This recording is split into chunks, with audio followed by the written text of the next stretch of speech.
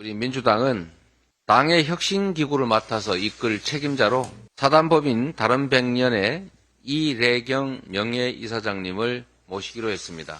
새로운 혁신기구의 명칭, 역할 등에 대한 것은 모두 혁신기구에 전적으로 맡기겠습니다. 우리 지도부는 혁신기구가 마련한 혁신안을 존중하고 전폭적으로 수용할 것입니다.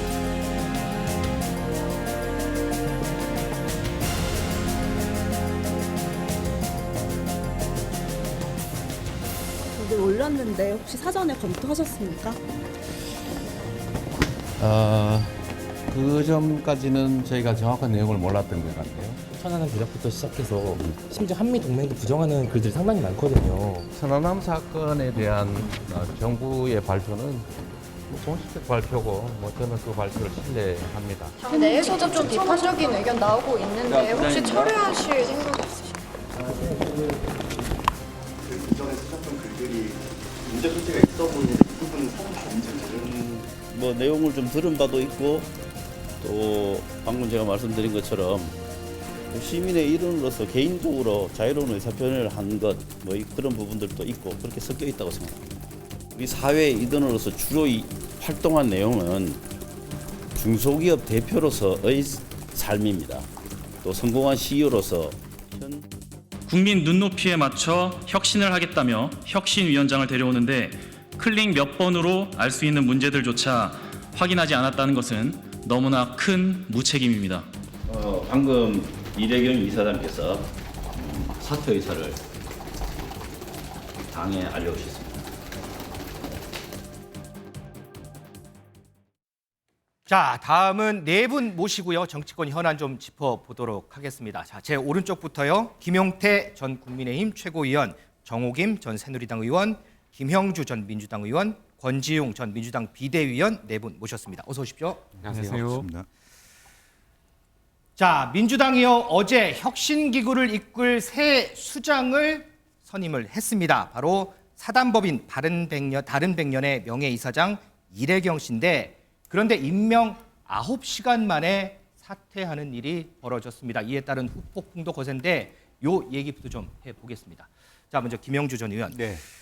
지난주까지만 해도 혁신위원장에 누구를 인선할지 참 고민이 많다 이런 얘기를 많이 들었는데 어제 전격적으로 임명을 했어요. 예. 자, 이래경 이사장에게 당에서 원하는 부분은 어떤 거였을까요? 사실은 뭐 이내경 이사장 이전에 실제로 이제 올 우리가 14일인가요? 네. 이제 혁신위 정권을 만들어 가야 된다라고 하는 것은 당에서 여러 가지 어떤 총선을 앞두고 의사결정 문제 또 당에 많은 리스크가 있기 때문에 그것을 보완할 수 있는 어떤 정권을 가진 사람이 필요했던 부분인데 네.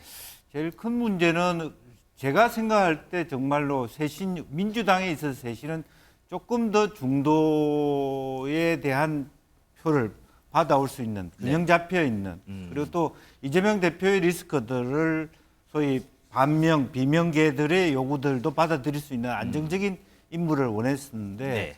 실제적으로 보면 이제 저분이 이제 경기도지사 시절에 이재명 지키기 했던 분이고 네네. 또 물론 이제 기본적으로 민청년 초기 발기인으로서 민주화 운동을 해오셨고 한반도 재단 일을 해오셨기 때문에 아마 실제로 이해찬 총리나 또 그전 이제 이재명 대표의 측근 중에서 네. 또 이 고문단의 좀 이분을 추천했을 가능성이 있다라고 보여지는데 네. 문제는 이제 이와 같은 어떤 당내의 의사 수렴 부분들이 좀 약하다 보니까 검증 과정도 좀 실패했고 네네. 그러다 보니까 어제와 같은 일들이 생기지 않았겠나. 결과적으로는 실제로 당에서 요구했던 균형 잡히고 또 당을 안정적으로 만들어 가면서도 만에 하나 있을 이재명 리스크를 줄일 수 있는 이재명 대표하고 연결이 되는 네. 조금 그런 안정적인 구심이 필요했던 것인데 너무 최측권 또 이재명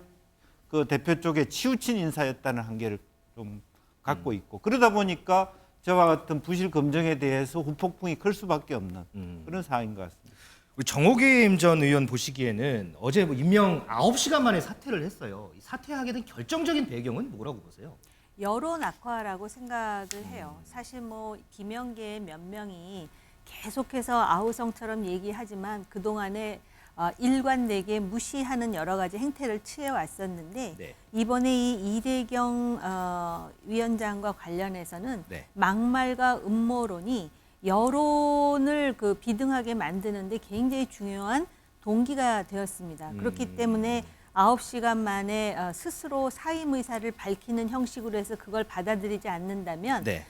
이재명 사법 리스크에 그동안 또 이재명 리더십 리스크가 있었는데 이재명 위기 대응 리스크까지 지금 나올 상황이었거든요. 네. 물론 비명계에서 그 위촉한 지 2시간 만에 뭐 비판을 했다 그러지만 그게 문제가 아니라 또 오늘이 현충일 아니었습니까? 그렇죠. 근데 천안함 폭침과 관련해 갖고 자폭 조작에 이르는 그 막말은 네. 어떻게 보면 대한민국의 기본적인 정체성을 흔드는 막말이거든요. 사실도 완전히 무시하는. 그런데 과연 그 당의 혁신을 하겠다는 인사가 역사적인 사실에 대해서 정확히 알지도 못하고 거의 극단적인 좌파들이 쓰는 용어를 활용하면서 이렇게까지 막말을 하는데 어떤 혁신이 가능할 것인지에 대한 여론의 비판이 굉장히 컸거든요. 네. 그렇기 때문에 그동안에 계속 고구마 리더십을 보였던 이재명 대표가 그래도 9시간이면 굉장히 빠른 거거든요. 아이고. 그래서 결정적으로 사퇴를 하는 방향으로 지금 가닥을 지금 지었던 것 같습니다. 자, 우리 권지웅 전 비대위원은 어제 네. 이제 이래경 씨 임명 얘기가 나왔을 때부터 당 내에서 보면 이른바 뭐 친명 비명계 해서 기류가 좀 달랐거든요. 혹시 당 내에서 당시 임명 당시에 좀 들리던 얘기들이 좀 없었던가요? 사실 많은 분들이 좀 이분이 임명될 걸 안 채로 임명된 건 아닌 것 같아요. 그리고 최고위원들조차도 네. 아주 나중에 알게 되었던 것 같고요. 근데 저는 이분이 임명되었을 때 네. 사실 친명 비명이 나뉘어서 의견을 냈다기보다 네.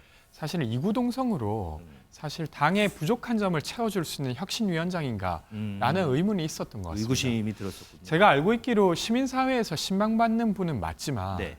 정치적으로 민주당이 지금 부족한 부분을 채우기 위해서는 사실 이분법적 세계관이나 적대적 세계관을 깰 수 있어야 돼요. 그러니까 윤석열 정부의 잘못을 지적하는 건 필요하지만 윤석열 정부의 잘못을 네. 대안을 제시함으로써 어떤 지적한다던가 이렇게 해야 되는데 이분의 발언 중에서는 윤석열은 뭐 더럽다라든지 아니면 매우 적대적으로 어떤 상대를 바라보고 있는 사고 이런 것들이 사실은 임명 당시부터 좀 문제가 되었습니다. 근데 어쨌건 스스로 판단을 해주셨기 때문에 민주당에서 이 어떤 혁신을 하려고 했던 이 과정에서 약간 삐끗함이 있었지만 네. 저는 여기에 좌절할 부분이 아니라 되려 만회해야 될 부분이라고 생각됩니다. 우리 김영태 전 최고위원은 어제 국민의힘에서도 이래경 씨 임명에 대해서 상당히 쓴소리가 많이 나왔어요. 국민의힘 내에서는 어떤 부분을 조금 우려를 한 건가요, 그러면? 쉽게 말씀드려서 바꿔 말씀드리면 극우 인사가 만약에 네. 집권 여당의 혁신위원장을 왔다면 국민 여러분들께서 어떻게 납득하실 수 있겠습니까? 그러니까 저는 정당이라는 것이 민심과 당심이 괴리될 수도 있고요. 어떻게 보면 괴리되는 것이 자연스러운 현상일 수 있습니다. 왜냐하면 각 정당의 가치를 가지고 국민들께 설득해 나가는 과정이니까요. 네. 근데 총선을 앞두고 혁신위원장이라고 하면요, 이 민심과 당심을 좁힐 수 있는 인사가 와야 되는 거거든요. 네. 근데 지금 어제 선임되었었던 이래경 전 위원장 같은 경우는 아까 조금 전 패널분들께서 많이 말씀하셨지만 천안함 관련해가지고 굉장히 잘못된 인식을 갖고 있었잖아요. 이것은 저는 제1야당의 혁신위원장으로서 도저히 국민 여러분들께서 납득하실 수 없는 인사다라고 생각했던 것 같습니다. 자, 그런데요, 저 앞에서 들었었지만 권칠승 수석 대변인이 자, 이 이래경 씨 임명하는 부분에 대해서 이제 옹호하는 과정에서 한 발언이 조금 논란이 되고 있습니다. 지금 화면으로 나오는데, 자, 자유인으로서 본인의 정치적 의사 표현이다라고 하면서 이제 더 하면서 이제 그 최원일 전 천안함 함장과 관련해서 얘기를 한 부분이 이제 지금 논란이 되거든요. 김영수 전 의원은 우리 권칠승 수석 대변인 저 발언은 어떻게 좀 보세요?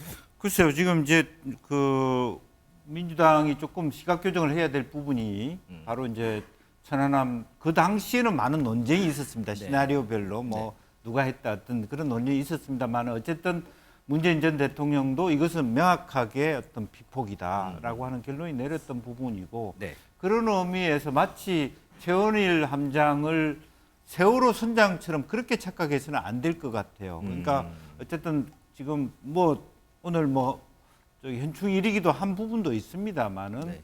그동안에 우리 군인들이 북의 공격으로 인해서 혹은 뭐 사고로 인해서 희생되고 또 관련돼 있는 분들에 대해서 기본적으로 어떤 그 위로하고 추모하고 하는 그런 스탠스를 가져야 되는데 이번 이 부분에 대해서 천안함 부분에 대해서 이래경 위원장이 너무 과하게 얘기했기 때문에 우리 최원일 함장이 그렇게 강하게 요구했고 또 그런 부분에 대해서 우리가 교정해야 되거나 받아들여야 될 부분은 민주당 입장에서 받아들일 부분 받아들이고 또 위로할 부분 위로해야 되는데 마치 아까 말씀 올린 것처럼 마치 세월호 선장이 애들 놓고 혼자 탈출하는 그런 사람처럼 그렇게 홀대하거나 왜곡해서는 안 된다 생각이 들고 지금이라도 민주당 대변인이 그런 부분에 대한 교정해야 될 부분이 있다면 유감 표명을 해야 된다 그렇게 봅니다. 그러면 하나만 더 여쭤볼게요.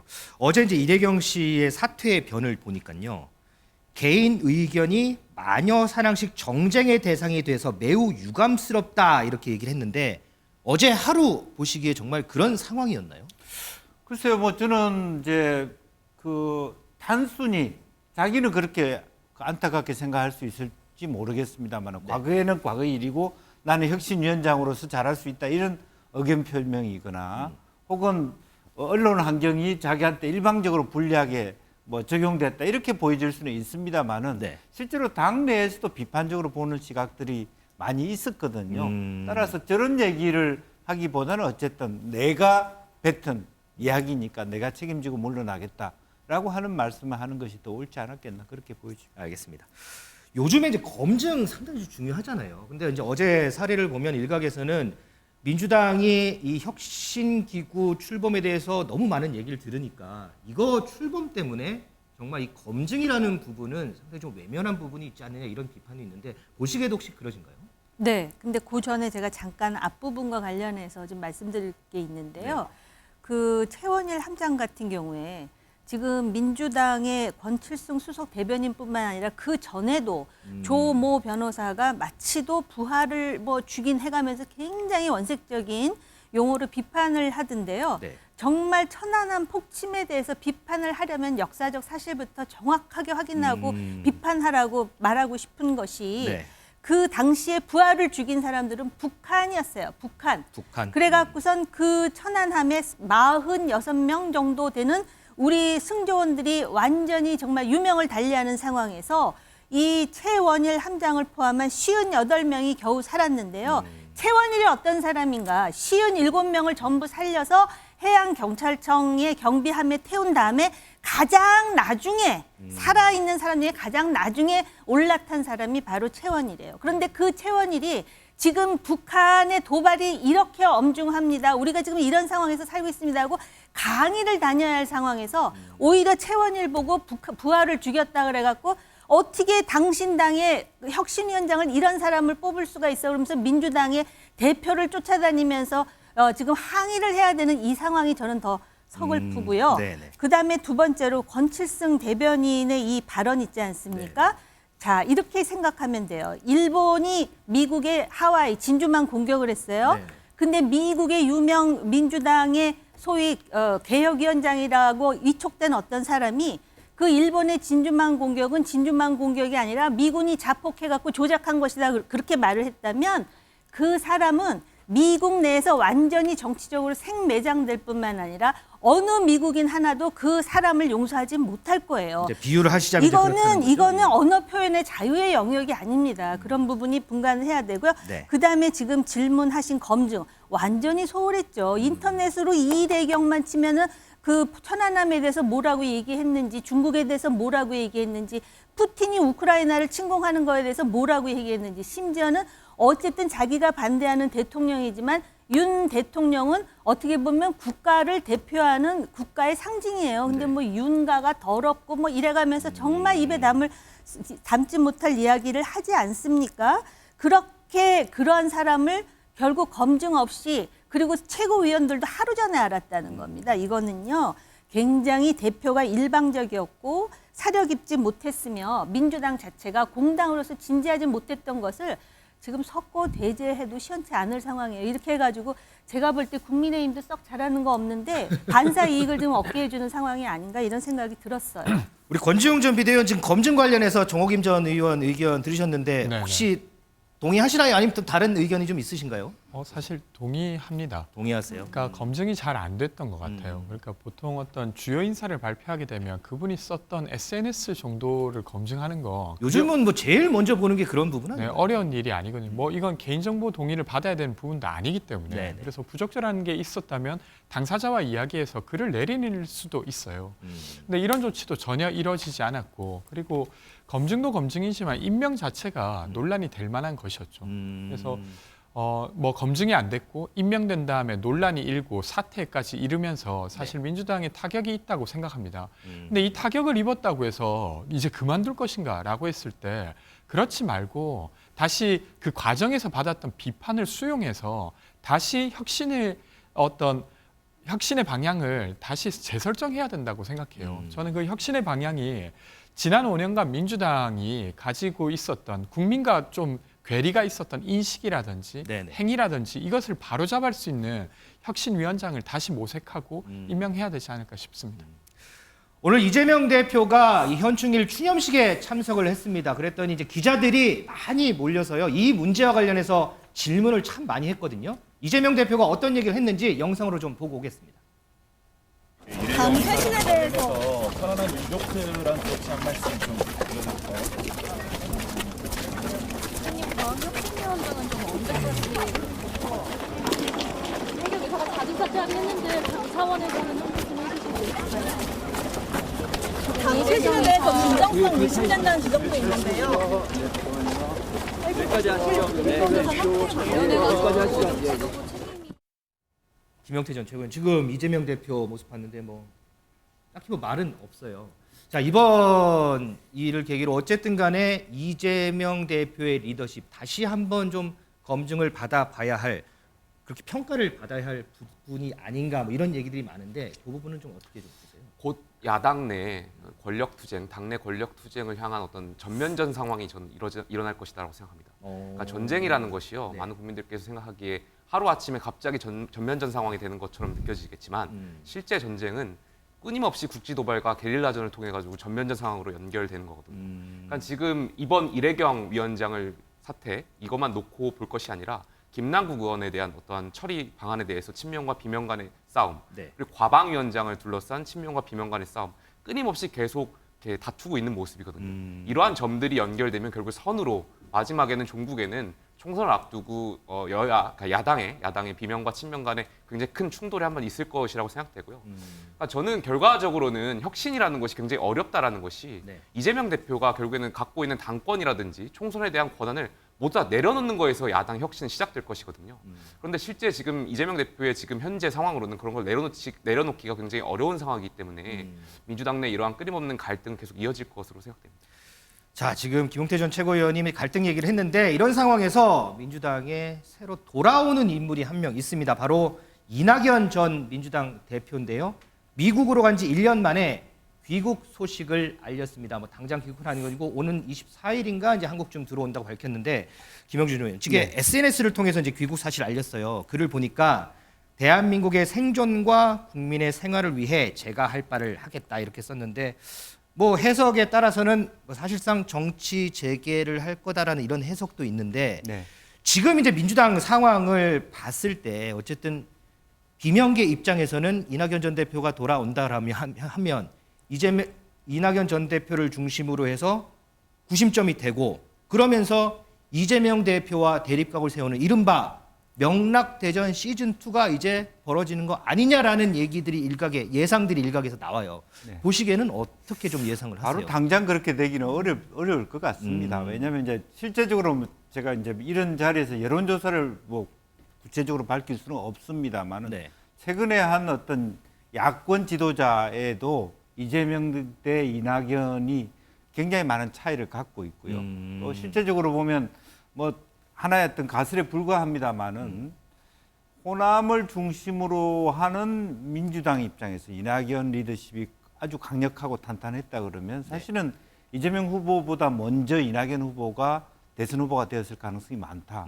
그래서 상당히 본인은 지금 정치가 국민을 실망시키고 있고 길을 잃고 있고 국민의 마음을 둘 수 없다. 이렇게 돌아오는 소회 다시 복귀하겠다는 소리를 하고 있습니다만은 본인 스스로가 자기 숙제를 더 많이 해야 된다. 즉 우선 호남으로부터 민심을 얻어야 되는 과정이 있습니다. 네. 이제 그렇게 하는 과정 속에서 어떻게 새로운 사람들과 새로운 틀을 짜고 과거의 명락 재단하시 같은 조로 재판을 해도 못 이깁니다. 저는 그렇게 생각하기 때문에 전혀 새로운 방식의 변화, 영구로 되는 것이 아니라 사람과의 관계, 신뢰를 새로 하나하나 쌓아간다면 지금 현재 당내 이재명 리스크 자체를 많이 느끼고 있기 때문에 네. 그전과 다른 좀 더 좋은 조건에서 다시 말하자면 자기 정치 부활을 할 수 있지만 지금 당장 이재명 대표가 흔들림처럼 보이지만 네. 생각보다 이낙연 대표에 비해서 흔들림이 없을 것이라고 보여지면 그렇게 간단한 문제는 아닐 것 같다 그런 생각이 듭니다.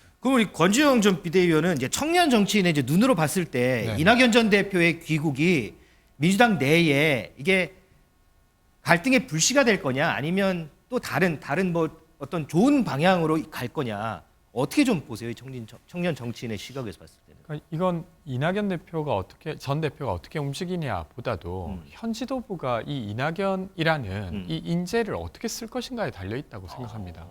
그러니까 만약에 갈등의 불씨를 보고 계속 배척한다고 하면 네. 민주당은 되게 단일 색깔의 정당이 될 것이고 그것이 아니라 이낙연 전 대표뿐만 아니라 정세균 전 총리라든지 아니면 김부겸 전 총리라든지 이런 나름 인지도가 되게 높고 신망이 있는 제목들이 있습니다. 이것을 다 품는 방식으로 간다고 하면 훨씬 더 다채로운 색깔을 가진 믿음직한 정당이 될 거예요. 네. 근데 지금까지의 지도부의 모습을 보면 그런 어떤 협업보다는 본인의 어떤 색깔을 더 강화하는 방식으로 해왔던 것 같습니다. 근데 하지만 총선을 앞두고 그렇게 해서는 저는 안 된다고 생각하고요. 그래서 되려 이제 이낙연 전 대표가 귀국하면서 네. 현 지도부에게 리더십의 어떤 시험대가 펼쳐지는 거 아닌가 싶습니다. 우리 정호김 전 의원은 이제 옆에서 보시기에 지난 4월에 이낙연 전 대표 이제 장인상 때 이재명 대표가 이제 문성을 가서 두 분이 만나셨어요. 그러면서 이낙연 전 대표가 당을 잘 이끌어 달라 이렇게 얘기를 하긴 했는데 어떠세요? 이게 이재명 대표 입장에서는 그래도 이낙연 전 대표의 귀국이 그리 썩 달갑지만은 않지 않을까요? 달갑지는 않을 것 같지만 그렇다고 미국에서 살 수 있는 건 아니지 않습니까? 그렇죠. 그리고 또 온다 해도 지금 김 의원님 말씀하셨듯이 자기에게 큰 도전일 거라고 아직까지는 생각 안 할 것 같아요. 그리고 제가 이제 학자 시절부터 민주당을 봐오면은 민주당의 역사가 굉장히 길잖아요. 네. 그럼 민주당은 특히 다이나믹하면서도 그 특히 젊은 정치인들이 막 문제가 생길 때마다 들썩들썩하면서 살아있는 모습을 보여줘 왔어요. 그동안에는. 그래서 20, 30, 40 세대가 민주당에 대한 어떤 기대감을 갖고 있었는데 지금은 내년 총선이 가까워서 그런가 그런 모습이 별로 안 보여요. 그리고 문제가 있을 때 문제를 제기하는 정치인들 보세요. 조응천, 이상민, 김종민, 서른. 뭐 원외 김혜영도 그렇게 뭐 젊은 세대, 아주 젊은 세대는 아니잖아요. 그 젊은 사람들이 가만히 있어요. 이게 참 이상해요. 이게 한국 정치에 어떻게 보면은 고인물, 이게 진화되지 못하고 있다라는 저는 아쉬움을 가지고 있는데 그렇기 때문에 저는 이낙연 전 대표가 온다 그래도 이재명 대 이낙연이라기보다는 이재명 대 이재명이 아닐까 그런 생각이 들어요. 이재명 주변의 사람을 보세요. 지금 이래경 전 위원장도 그렇지만요. 본인은 김근태계라 그러지만은 아까 김영주 의원 말씀하셨듯이 이재명 지키기 위원회의 멤버였어요. 그럴 뿐만 아니라 지금 코인으로 완전히 민주당을 추락시키고 있는 김남구. 거기다 지금 친명계의 몇몇 의원들의 행태라든지 그다음에 최측근 중에 측근 왼팔 오른팔이라고는 하는 정진상 김용을 보세요.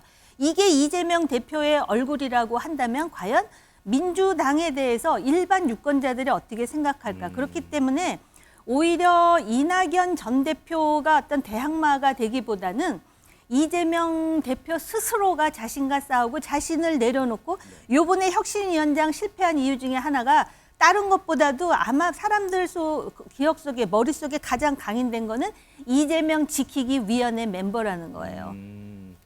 자, 어쨌든 뭐 이낙연 전 대표의 귀국으로 인해서 민주당 내의 분위기가 어떻게 바뀔지 이 부분은 저희가 좀 더 지켜보도록 하겠습니다. 자, 이런 가운데요. 민주당 전당대회 돈봉투 의혹과 관련해서 검찰이 어제 국회 사무처를 압수수색을 했습니다. 총 29개 의원실의 출입 기록을 확보했다고 하던데, 자, 이런 가운데 김용태 전 최고위원, 송영길 전 대표가 내일 다시 검찰에 자진 출석을 하겠다고 밝혔어요. 자, 송 전 대표의 포석은 뭘까요?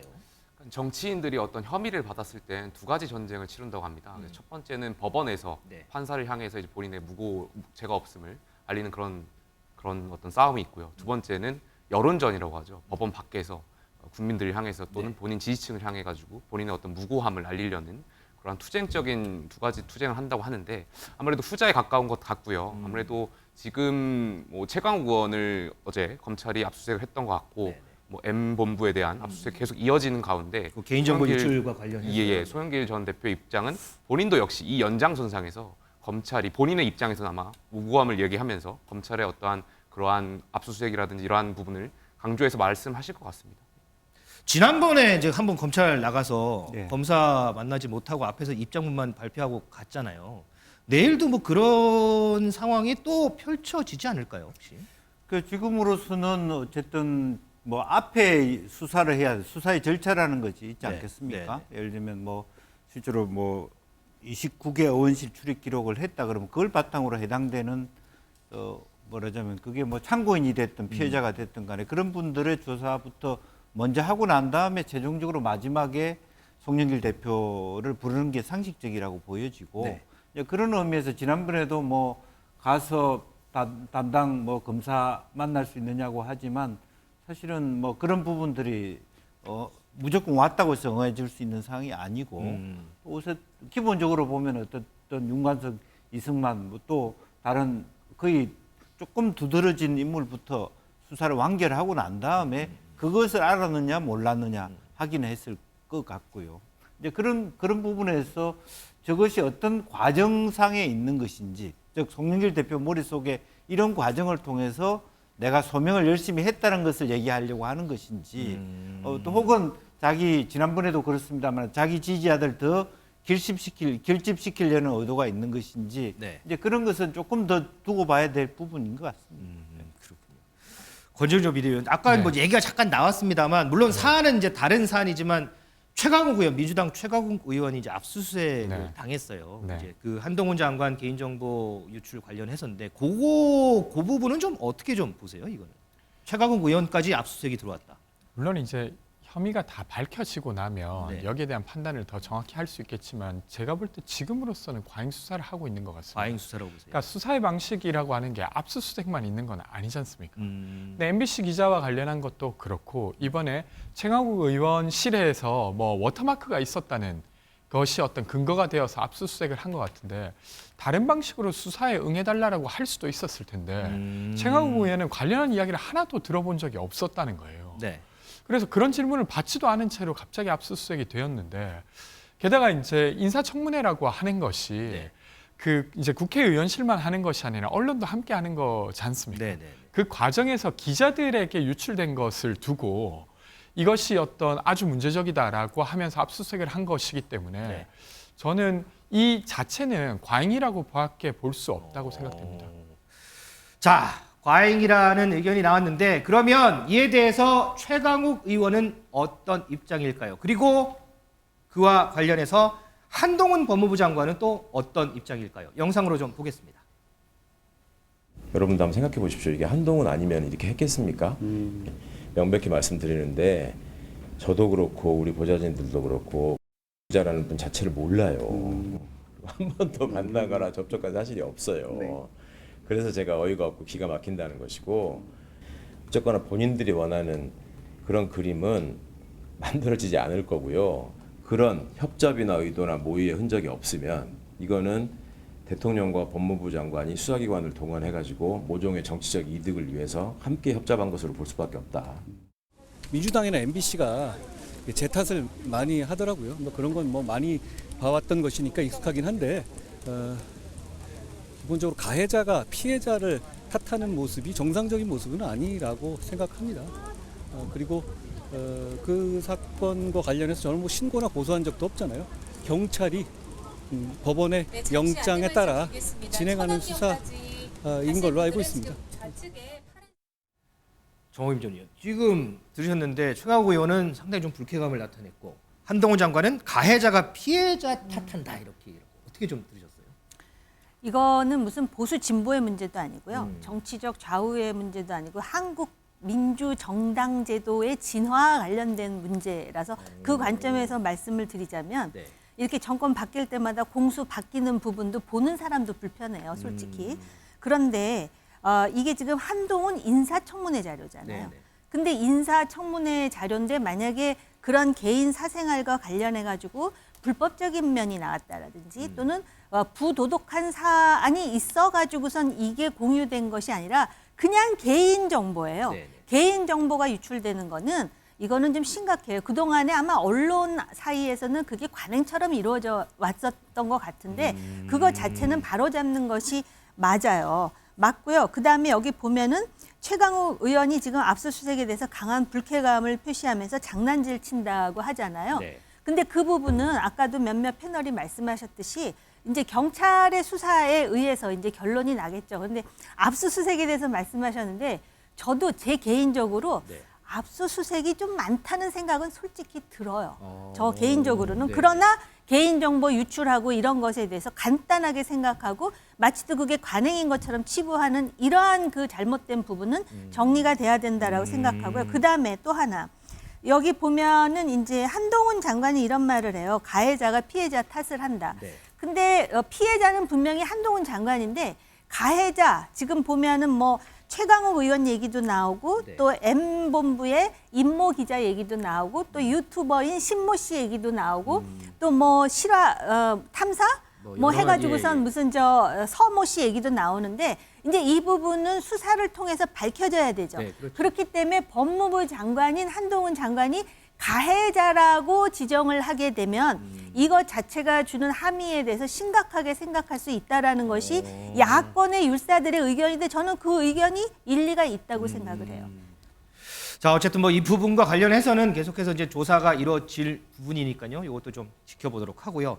정치권에 관심을 받는 또 한 사람이 있습니다. 바로 김남국 의원인데요. 자, 김 의원이 기존의 법사위에서 교육위로 상임위를 옮겼는데 여당 의원들의 반발이 만만치가 않습니다. 김용태 전 최고위원. 이게 보니까 여당 의원들이 막 강하게 반발하면서 김진표 국회의장 그리고 민주당한테 세 가지를 요구했더라고요. 요 세 가지가 뭔고 하니 김남국 의원의 교육위 보임 철회 그리고 교육위원 제척 요청 그리고 이번 사보임 관련한 긍정적인 요소를 제시해달라 이렇게 세 가지인데 이게 비판으로 끝나는 게 아니고 이렇게 요구 조건을 제시하는 거는 무슨 이유가 있는 건가요? 첫 번째로는 실제 그렇게 해달라는 것을 반영하는 겁니다. 그냥 왜냐하면 비교섭단체 의원, 그러니까 무소속인 김남국 의원에 대한 상임위 조정은 국회의장의 권한이기 때문에 그렇기 때문에 저희 여당에서는 실질적으로 교육위에 대한 어떠한 그런 배척을 해달라는 입장을 전달하기 위함이고요. 그러니까 지금 여론이 김남국 의원에 대한 여론이 많은 국민들께서 정말 저렇게 그 불윤리적으로 비도덕한 일을 했던 의원이 과연 교육위로 가는 것이 맞느냐에 대한 국민의 진짜 보편적인 생각들이 있거든요. 여기에 대한 여당 의원들의 어떤 실질적 조치를 말씀드렸던 거고요. 두 번째로는 아무래도 전국 리더십을 가져가기 위함인 전략적인 판단인 것 같습니다. 지금 김남국 의원이 17일 동안 이제 숨어 있다가 나오면서 어떻게 보면 조금 자신감을 찾은 듯한 그런 모습을 보이는 것 같아요. 그러면서 본인의 어떠한 본인 이제 수사기관의 어떤 과정을 밝혀봐야겠지만 본인은 계속 무죄 억울하다라는 것을 밝히고 있다 보니까 여기에 대해서 여당에서는 이제 전국 리더십을 가져가기 위해서 이러한 것을 좀 기자회견을 통해 가지고 입장을 발표했던 것 같습니다. 지금 민주당 내에서는 김남국 의원에 대한 자진 사퇴 얘기도 계속해서 나와요. 그러면서 이제 이 부분이 계속 정쟁이 되는데 그러면 결국에 답은 자진 사퇴밖에 없는 건가요? 다른 방도가 없나요? 뭐 자진 사퇴를 요구하든 자진 사퇴를 할 수밖에 없도록 하든 혹은 윤리특위에서 제명을 시키든 3분의 2 투표를 통해서 이제 그런 길들이 있을 수 있고요. 또 사실은 이것으로 끝날 부분이 아닐 수도 있습니다. 그런데 어쨌든 업비트가 FIU에다가 신고를 했기 때문에 수사도 해야 될 지경이 될 수도 있습니다. 이제 그런 부분에 있어서 조금 저희들이 원하는 것은 우선 뭐 사퇴 이전에 우선 김남국 의원 스스로가 어떻게 이 돈을 모아서 위믹스에 투자를 하게 됐는지 그 마지막에 또 결과적으로는 그 클립이라고 하는 곳에서 돈을 빼냈을 때 그 돈을 얼마를 뺐고 어디에 썼는지 그 두 가지를 명확하게 하고 정리를 해야 될 필요가 있고 또 국회 윤리특위가 굉장히 빠른 뭐 한 달간 또 한 달 더 할 수 있다 하지만 최소화해서 빨리 네. 이 부분을 뭐 한 달간 출석 정지를 할 것인지 제명할 것인지 판단을 해줘서 네. 하고 다만 문제는 이제 결과적으로 제명이라고 하는 것이 결과적으로 투표를 통해서 그렇죠. 되어지는데 민주당 의원들이 그렇게 할 수 있을까 하는 문제는 남아 있습니다. 이제 그런 세 가지 요건들 정도가 빨리 해서 민주당에서도 사실은 결의를 통해 가지고 네. 제명 조치를 하도록 그렇게 이제 전체 여론이나 뭐 의총에서도 그렇게 마음을 가져가야 되는데 그게 쉽지는 않을 것 같습니다. 자, 뭐 어찌됐든 뭐 국회 윤리위에 제소가 됐고요. 지금 자문위에서 심사 중인데 이 부분은 어쨌든 뭐 결론이 나오는 과정을 저희가 조금 더 좀 기다려 봐야 할 것 같습니다. 자, 다음은요. 이 민간단체의 국고 보조금 문제도 좀 살펴보겠습니다. 저희 관련 영상 준비했는데 그거 보고 얘기 이어가도록 하겠습니다. 국민의 혈세가 그들만의 이권 카르텔에 쓰여진다면은 국민 여러분께서 이를 알고 용납하지 않으실 것입니다. 금년 4월까지 12,000여 민간단체를 대상으로 최근 3년간 지급된 보조금 총 6조 8천억에 대해서 일제감사를 실시했습니다. 그 결과 1조 1천억 원 규모의 사업에서 총 1,865건의 부정과 비리를 적발했습니다. 현재 확인된 부정 사용 금액만 314억 원에 달합니다. 횡령, 리베이트 수수, 사적 사용, 서류 조작 등 온갖 유형의 비리가 확인되었으며 보조금 환수, 고발 및 수사 의뢰 등 강력한 조치를 취할 계획입니다. 정의전이요. 그 민간단체의 보조금 유용한 거 1,800여 건에 314억 원. 윤석열 대통령이 이와 관련해서 단죄라는 표현까지 써가면서 척결을 외쳤어요. 이렇게 단죄라는 표현까지 써가면서 이렇게 단호한 입장을 취하는 데는 어떤 배경이 있을까요? 저도 과거에 그 공공기관장을 하면서 이 보조금이 상당히 문제가 많다라는 거를 정말 실감을 했었던 사람 중에 한 사람인데요. 제가 학교 다니면서 교과서로 배울 때는 그것이 그 비영리단체든 비정부기구이든 국가라는 기관과 그 다음에 이제 개인이나 집단이 있으면은 결국은 어떤 자기의 이익을 추구하는 것이 아니라 공공이익을 추구하기 위해서 활동하는 기관이에요. 그렇기 때문에 사실은 이런 기구들은 국가로부터 보조금을 받으면 안 돼요. 자기 스스로가 그 기금을 모아가지고 해야 어떤 간섭이나 개입에서 자유롭고 그리고 정말 본연의 그런 어떤 목표를 달성할 수가 있거든요. 후원금이나 이런 부분으로. 그렇습니다. 근데 우리나라는 그게 잘 안 되니까 정부에서 이제 이것을 지원해주고 그러다 보니까는 관변단체들이 막 생겨나기도 하고 또 그 이외에도 지금 이 보조금을 다양한 방법으로 횡령했다는 거 아닙니까? 네. 여행 경비로도 쓰고 통신비로도 쓰고 뭐 개인적으로도 유흥업소도 유용하고 쓰고, 예, 뭐. 저도 수만 가지 사례를 봤어요. 그렇기 때문에 이 부분은 반드시 어떤 정부든 교정을 해야 되는데 이것과 관련해서 야권이라든지 또는 지금 이제 당의 시민단체에서는 상당히 그 의심스러운 시각을 가지고 있는 것 같아요. 예를 든다면 지금 노조에 대한 개혁과 더불어서 이 시민단체와 관련해서 정부와 입장을 달리하는 시민단체를 좀 길들이려고 하는 것 아니야? 이런 의도가 있는 것 아니야? 이런 식으로 이제 상당히 의혹의 눈을 멈추지 않고 있는데요. 이런 부분에 대해서 그 기관들을 어떤 그 기관들이 하는 역할이라든지 그걸 투명하게 공개를 하고 그리고 이건 반드시 해야 될 일이에요. 시민단체들 이렇게 보조금 받아가지고선 유용하는 거는 잘못된 일이에요. 이거는 좀 경우가 다르긴 하지만 법인카드 지 맘대로 쓰는 거나 비슷한 사례이거든요. 그렇기 때문에 하되 정부가 하는 일에 대해서 야당이라든지 언론이라든지 또는 관계 시민단체에게 충분히 이해가 가도록 뭐 설명을 한다 해서 이해를 다 못하겠죠. 그래도 이렇게 이해를 하도록 설명하는 노력을 소진하는 모습, 그 모습을 통해서 아, 이 정부는 신뢰할 만하구나. 이거는 해야 될 일 중에 하나예요. 근데 이게 마치 또 정부에 대해서 호의적인 기관은 제외하고 그렇지 않은 기관들을 이렇게 선별해가지고 지금 손보려고 하는 거 아니야? 이런 오해를 받지 않는 투명성이 중요하겠죠. 안 그래도 제가 이제 이거 질문 드리려고 그랬는데 정호김 전 의원이 이제 잠깐 말씀해 주셔서 안 그래도 지금 이 부분과 관련해서 시민단체 길들이기 아니냐, 시민단체 활동을 위축시키는 것 아니냐라는 그런 비판들이 나오거든요. 그런 비판에 대해서는 어떻게 좀 보세요? 저는 충분히 그렇게 의심해 볼 여지도 있다고 생각합니다. 의심의 여지는 왜 있다. 그러냐면 맥락이 있는데요. 이간섭 수석이 네. 그러니까 대통령실 수석이 국민의힘 당협위원회 워크숍에 가서 그런 이야기를 해요. 우리가 국정 지지율이 잘 안 나오는 이유 중에 하나가 네. 안티 세력이 있어서다. 라고 이야기하는데 맥락상 그 안티 세력이 시민사회를 말하는 것 같습니다. 그래서 그 시민사회의 활동을 위축시켜야 네. 우리의 국정 지지율이 올라간다라고 본다고 하면 이번에 이 사안은 저도 문제가 있다고 되는 부분은 당연히 도려내야 된다고 생각합니다. 잘못 사용된 건 환수하거나 아니면 고발 조치해야 되는 게 맞죠. 근데 그것이 아니라 전반적으로 마치 시민사회가 하는 일 자체가 매우 문제적인 것처럼 이야기해가고 있고 실제로 근데 이 시민단체가 보조금을 받는다고 하는 건 단체가 받는 게 아니라 어떤 사업에 대해서 받는 겁니다. 네. 그리고 국가가 모든 공적인 일을 할 수 없기 때문에 어떤 공공의 일은 심사를 통해서 그 단체가 할 수 있게 사업비를 주는 거죠. 근데 그 사업비에는 그 단체가 그 사업을 수행할 수 있는 인건비까지 포함되어 있지는 않습니다.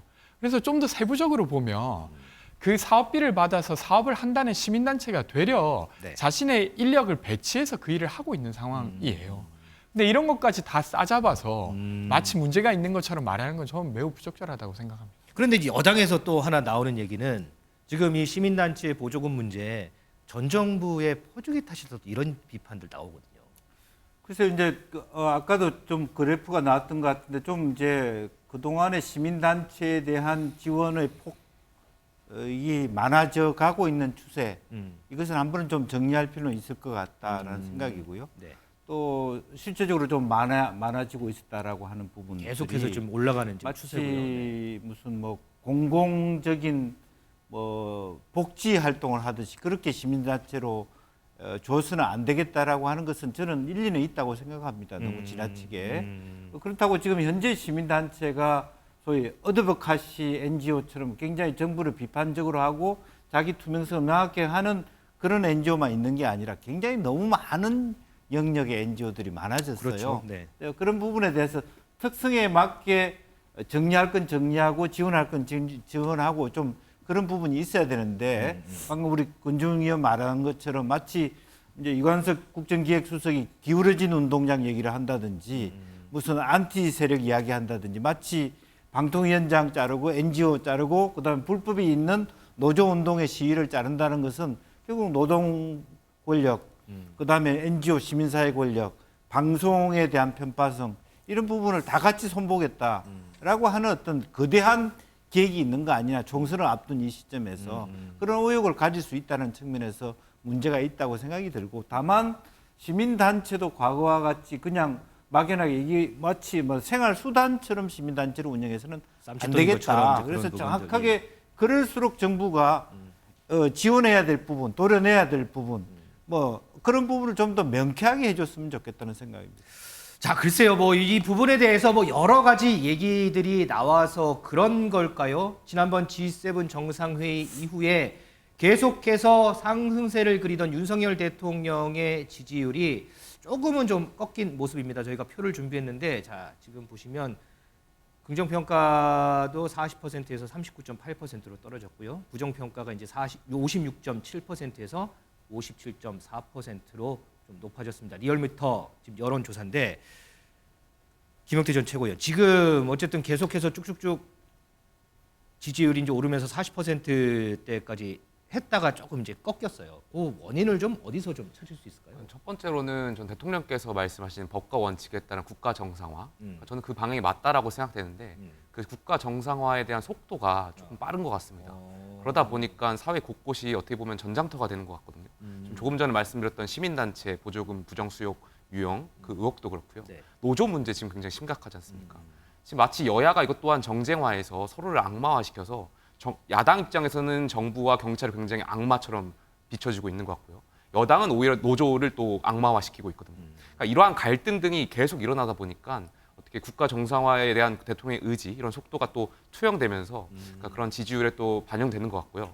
두 번째로는 저는 인사에 대한 원칙인 것 같습니다. 인사 원칙이요. 그러니까 문재인 정부가 사실 많은 국민들께서 실망하셨던 이유가 여러 가지가 있겠지만 전 그 중에 하나가 인사에 대한 부분이었다고 생각되거든요. 그러니까 과거에 처음 문재인 정권이 시작했을 때 장관 청문회 기준 인사 몇 대 원칙을 발표하셨는데 사실 잘 지켜지지가 않았어요. 근데 지금 윤석열 정권도 과연 원칙을 잘 지키고 있느냐라는 질문에 있을 때 과연 그럴까에 대한 의문이 있어요. 그러니까 무슨 말이냐면 방통위원장에 대한 이번에 면직안 저는 대통령께서 임명권자로서 타당한 법적 근거에 따라서 면직안 하실 수 있다고 생각합니다. 기소가 되셨고 물론 여기에 대한 법적 판단은 법원에서 하겠지만 임명권자로서 기소가 된 것은 어떻게 보면은 직무상 유기라고 보고 판단하실 수 있는 건데 야당에서 김관진 전 실장이 혁신위원, 국방혁신위원을 임명한 것 두고 같은 논리로 비판을 하고 있는 거 아니겠습니까? 김관진 전 장관 같은 경우 법원의 판단을 받은 분인데 유죄 판결을 받은 분인데 이분을 또 기용하는 것은 어떻게 보면 잣대가 다른 것 아니냐. 전 거기에 대해서 야당이 합리적인 비판일 수 있다고 생각되고요. 그렇다면 대통령실에서 여기에 대한 국민들께 설득이나 인사의 원칙을 다시 한번 말씀드리고 설득할 필요가 있지 않나 생각도 해봅니다. 자, 지금 뭐 김용태 전 최고위원이 여러 가지 말씀해 주셨는데 또 옆에서는요, 이 대통령 지지율과 관련해서 훈수를 또 두는 사람이 있습니다. 과연 누굴지 영상으로 좀 볼까요? 지지율이 정상이 아니죠. 지금쯤 하면 한 60%는 돼야죠. 다른 대통령에 비교하면. 보통 이때쯤 되면 문재인도 한 60% 정도 선 유지하죠. 그러고 난 뒤에 계속 내려가죠. 근데 집권 초기에 인사청문회 때문에 멍들기 시작해가지고 너무 고생했어요. 지금 지지율 정상이 아니죠라는 홍 시장의 평가 어떻게 들으셨어요? 굉장히 그 노련한 분석을 하는데요. 어떤 면에서 노련하냐면 저는 이렇게 이제 그 여러 정치인들이 인터뷰를 할 때 이 권력의 풍향계가 있다고 생각을 해요. 여당에도 있고 야당에도 있는데 그 야당의 박지원 전 국정원장 뭐라 그러냐면은 이재명 대표를 중심으로 똘똘 뭉쳐야 된다 그러거든요. 그거 자체는 지금 민주당 내에 세력 구도가 이재명 중심으로 돼 있다라는 걸 어떤 면에서 표출하는 거라고 저는 개인적으로 생각해요. 홍준표 시장이 초기에 뭐라 그랬냐면 대통령을 도와줘야 된다고 그러면서 굉장히 그 대통령을 옹이하는 모습을 보이다가 아니 지금 60%는 돼야 되는데 지금 안 된다고 지금 그러는 거잖아요. 지금 이렇게 말해도 될 때가 됐다라고 본인이 생각하는 거죠. 그래서 제가 볼 때는 이렇게 말하는 그 배후에는 홍준표 시장의 본인의 어떤 정치적인 이해도 있겠지만은 그 윤석열 대통령이 실제로 대통령으로서 지지율을 견인하는데 한계를 드러내고 있다라는 거를 완곡하게 지금 보여주는 게, 부분이라고 생각을 해요. 그럼 이제 여기서 대통령이 부담을 느끼느냐. 사실은 대통령이 이런 이야기를 쓴소리를 들으면서 그럼 대안이 뭘까를 고민하면은 아마 그 잘 돌아가는 걸 텐데 이제 내년 총선이 윤석열 대통령의 총선이고 또 그런 과정에서 지금 여러 가지 그 야당과의 불협화음들이 나오고 있잖아요. 그런데 이것을 그냥 무소의 풀처럼 밀고 나갈 것인가 아니면 다양한 의견을 들어가면서 나름대로 합리적인 그런 대안을 강구할 것인가에 따라서 대통령의 지지도가 조금 변할 거라고 생각해요. 얼마 전에 지금 우리가 이래경 위원장과 관련해서 이재명 대표가 하루 전에 당 최고위에 알려주고 만약에 그때 비명계의 의견을 들었으면 이런 지경까지는 안 왔을 거 아니에요. 같은 논리가 국민의힘에도 일정 정도 적동되지 않을까 생각해요. 다양한 의견을 듣는 게 민주주의입니다. 자, 지금 뭐 지지율 관련해서 여러 대안이라고 말씀하셨는데 여당 내에서도 보니까 대통령이 그래도 지금은 통합과 연대가 필요하다라는 목소리가 많이 나와요. 그런 관점에서 봤을 때 야권에서는 그러면 가장 통합과 연대를 상징적으로 보여줄 수 있는 장면이 뭘까라고 생각을 해봤더니 야권에서는 이재명 대표와의 만남을 첫 손에 꼽지 않을까 이런 생각을 좀 해보는데 어떻게 좀 보세요? 이재명 대표 입장에서 이미 마음 상했죠. 이미 상했어요. 그런 상황이고 두 번이나 왜냐하면 첫 번째는 안 됐고 두 번째는 박강훈 원내대표 때 그런 제안을 했기 때문에 이제 그런 시점이 있고 뭐 지금이라도 대통령께서 진정성을 가지고 만나자라고 하는 부분이 있다면 근데 이제 예상들이 이제는 좀 다리를 좀 많이 건너간 것 같다는 예상이 많은데 네. 아직도 좀 가능성은 있어 보이세요? 그러니까 이제 만남을 하는 것 자체가 저는 사실은 가능성이 낮다고 보입니다. 낮다고 우선은 그 대통령 스타일이 한번 이런 각을 잡았으면 그 각으로 가는 거고요.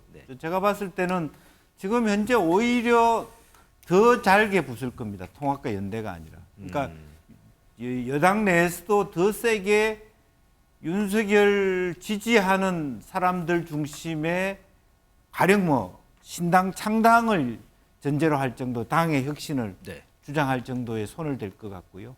그런 정도 입장이라면 야당하고 어렵사리 지금 한동훈 장관과 윤석열 대통령의 시각 자체는 여전히 검찰적 법무부적 시각이에요.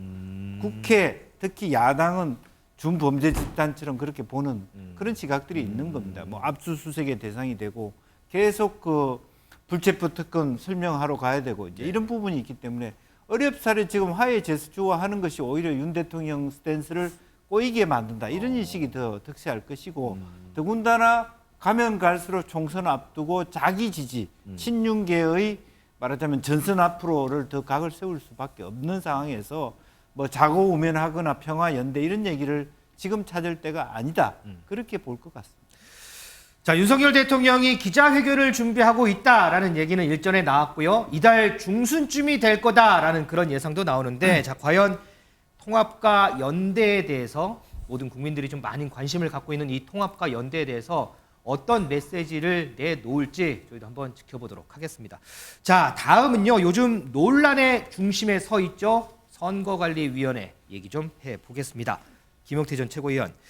자, 지금 자녀 특혜 채용 논란 속에서 지금 공방이 선관위가 과연 감사원의 감사를 받아야 하느냐 말아야 하느냐 지금 이걸로 지금 또 관심이 모아지거든요. 김 전 최고위원 생각은 어떠세요? 당연히 받아야 하지 않겠습니까? 당연히 받아야 지금 뭐 여론적인 생각도 그렇고요.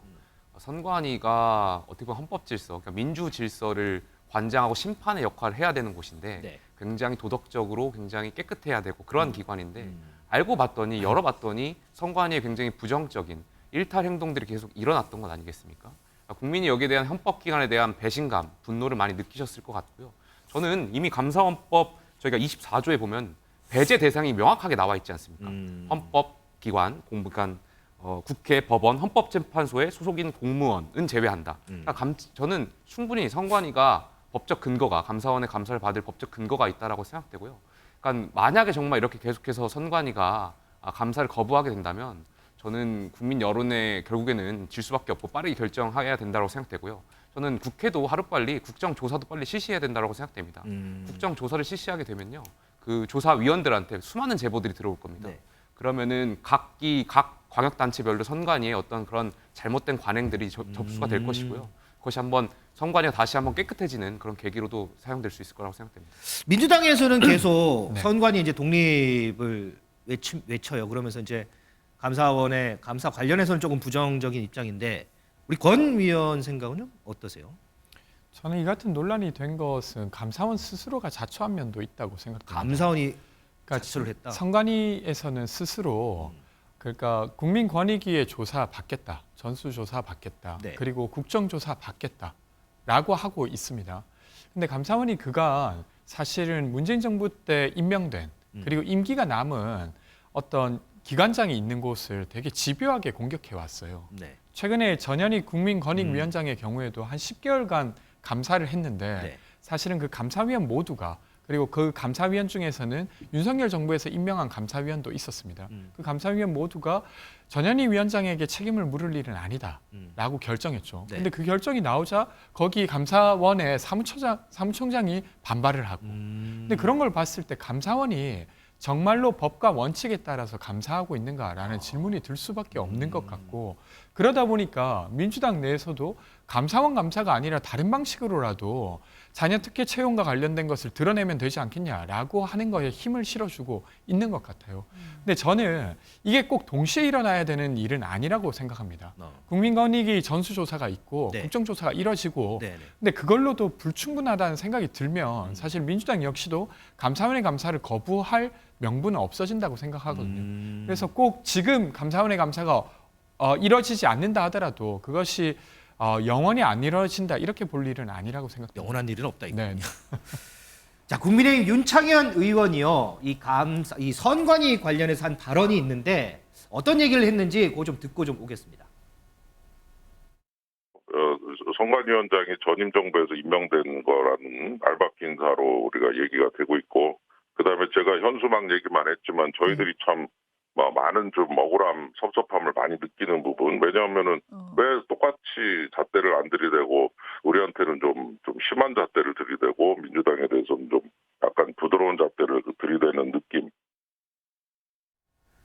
지금 윤창현 의원뿐만 아니고 여권에서 나오는 얘기가 선관위하고 민주당이 공생관계다 이런 주장을 계속 하거든요. 근거는 어디 있어요? 이게? 아유, 그러니까 이게 제가 아까도 말씀드렸지만 정권이 바뀌면 공수가 바뀌는 맞아요. 거예요, 지금. 근데 지금 선관위원들이 9명인데요.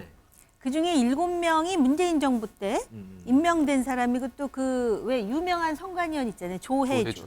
선거 캠프에 있던 사람을 선관위원으로 임명. 선관위원이라는 데가 어떤 곳입니까? 민주주의의 보루라고 할 수 있는 선거를 관리하는 기관인데 그럴 뿐만 아니라 그런 식으로 임명을 해놓으니까 그 선관위의 뭐 현수막 유권 해석은 말할 것도 없고요. 상당히 편파적이라는 인상이 드는 그러한 일들이 비일비재하게 있다 보니까 국민의힘 의원이 이렇게 이제 상당히 뭐라 그럴까요?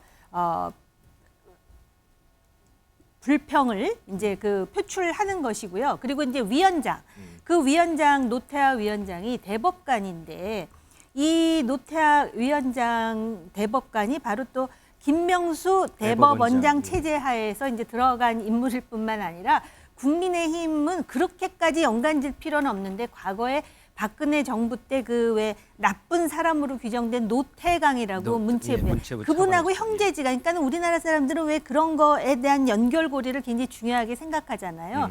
그러다 보니까 이제 그렇게 주장을 하는데 지금 이번 이슈는 뭐냐면 선관위의 고위직 관료들 중에 자기 자식이나 형제를 지금 막 경력직으로 채용한 게 문제잖아요. 그렇죠. 그러면 제가 볼 때는 선택과 집중을 잘해야 될 것 같아요. 그거 자체는 선관위의 직무 감찰이라기보다는 일반 행정 내지는 뭐 인사 사무 내지는 그런 업무에 포함되는 거기 때문에 선관위에서 스스로가 감사원의 감사를 받아들이는 것이 합리적인 게 아닐까. 아까 감사원의 문제도 얘기하셨는데 감사위원들이 전부 전현희에 대해서 불문하겠다 그랬는데 사무총장이 지금 난리친다 그러셨는데 그 감사위원들도 다 또 문재인 정부 때 뽑힌 사람들이거든요. 그런 얘기는 얘기할 필요가 없어요. 어느 정부에서든 그런 사슬의 고리를 끊고 지금 광명정대하게 상식에 맞춰서 해야 되는데 이번에 이거는 선거 사무라고 하기에는 정말 그들만의 리그에서 정말 단물을 진짜 쪽쪽 빨았다 해도 과언이 아닌 그런 아빠 찬스 또는 뭐 형아 찬스를 쓴 거 아닙니까? 그런데 왜 그러면은 국정조사라든지 또는 뭐 권익위 조사에 대해서 국민의힘이 이렇게 비판하느냐면 그거는 강제 조사권이 없거든요. 그러니까 이거 감사원 감사 안 받으면 그냥 경찰 수사, 검찰 수사, 부패 수사로 넘어갈 수도 있어요. 그래서 선관위가 이번 주에 회의를 다시 해가지고 감사원의 감사를 받을지를 논의한다라고 하거든요. 그럼 그 전하고 이제 기류가 좀 바뀌었는데 어떤 그 사이에 선관위 안에서 어떤 일이 있었던 걸까요? 사실은 이제 그 전에 입장이라고 하는 것은 감사원법보다 헌법적인 위상, 그 법령의 위상이 더 높다라고 하는 저는 매우 원칙적인 입장이었다고 보여집니다. 사실은 감사원법의 해석이 있고 둘 다 충돌된 지점이죠. 사실 국회에서 이걸 정확하게 균형을 맞춰줘야 돼요. 둘 중에 하나에 정리를 해줘야 되는데 그런 어떤 흠결이 법상으로 나타나거든요. 그래서 기본적으로 아마 선관위는 실제로 보면 감사원법보다는 헌법이라고 하는 측면 그런 부분에 대해서 더욱더 높였다라고 하는 부분이고 설령 그런 부분이 이제 감사원 그 법에 저촉이 안 된다 하더라도 실제로 감사원법 자체도 존재할 수 있기 때문에 현실성을 받아들이는 전체적인 국민들의 불만과 분노가 그게 치달으는데 지금 법적으로 누가 더 올라 그러냐를 감사원이 아니 선관위가 뭐 주장할 학술적 논의할 때는 아니다. 그런 입장의 선회라고 보이지고 실제로 그런 의미에서 더 중요한 것은 재발 방지가 아닌가 그렇게 보여집니다. 근데 국민의힘에서 일전에 계속 이제 노태학 선관위원장 사퇴 주장하다가 지금은 선관위원 전원 사퇴 주장하거든요. 그런데 총선 1년도 안 남았어요. 위원장 사퇴하고 선관위원 전원 사퇴하면 총선 어떻게 해요? 저는 그 선관위원장 사퇴에 관한 부분은 물론 여당에선 당론으로 이제 사퇴해야 된다라고 모았지만 좀 조심스럽게 접근해야 될 필요성이 있다라고 생각해요. 무슨 말이냐면 일단 현실적으로 선관위원장이 재임 전에 있었던 일이지 않습니까? 물론 지휘 책임을 물어서 사퇴를 요구할 수는 있겠지만 이러한 논리대로 간다면 지금 현재 공공기관장들 다른 분들에 대한 잣대도 동일하게 적용된다면 여기서 살아남을 수 있는 공공기관장이 얼마나 되겠습니까? 그래서 전 여당이 조금 논리적으로 차분하게 대응할 필요가 있을 거라고 생각되고요. 두 번째로는 정치를 좀 더 섬세하고 세련되게 할 필요가 있을 것 같아요. 그러니까 지금 선관위도 그렇고요, 방통위도 그렇고, 권익위도 그렇고 각각 처해진 전 케이스가 다 다르다라고 생각해요. 방통위원장 아까 조금 전에 말씀드렸던 것처럼 면직 제가는 저는 타당하다고 생각되는데 마치 이것이 국민들이 느끼기에는 정부 여당이 전직 기관장, 공공기관장을 밀어내는 것처럼 보이는 것 같아서 그것은 여당에게 굉장히 좋지 않다라는 말씀드리고 싶습니다. 자, 마지막으로 우리 권 의원께 여쭤볼게요. 조금 전에 이제 얘기도 나왔지만 어쨌든 여야가 집권하고 비집권하고 할 때마다 바뀌어요. 막 공수가 바뀌는데 이번 선관위도 예전에 보면 지금은 뭐 국민의힘이 개혁을 외치지만 과거에는 독립 주장했다가 민주당도 마찬가지고 이런 부분들이 청년 정치인에 봤을 때는 좀 어떻게 좀 보이세요? 이런 거예요. 그러니까 두 가지 측면의 제도도 필요하다고 생각되는데 하나는 대통령 임기에 맞춰서 기관장이라든지 필요한 어떤 정리가 같이 임기가 맞춰질 수 있게 하는 게 있고 또 하나는 독립성을 갖춰야 될 기관들은 그런 역할을 할 수 있게 하는 게 필요하다고 보여집니다. 알겠습니다. 자, 선관위 문제까지 해서요. 오늘 주말 와이드 여기서 마치겠습니다. 시청해 주신 여러분 고맙습니다.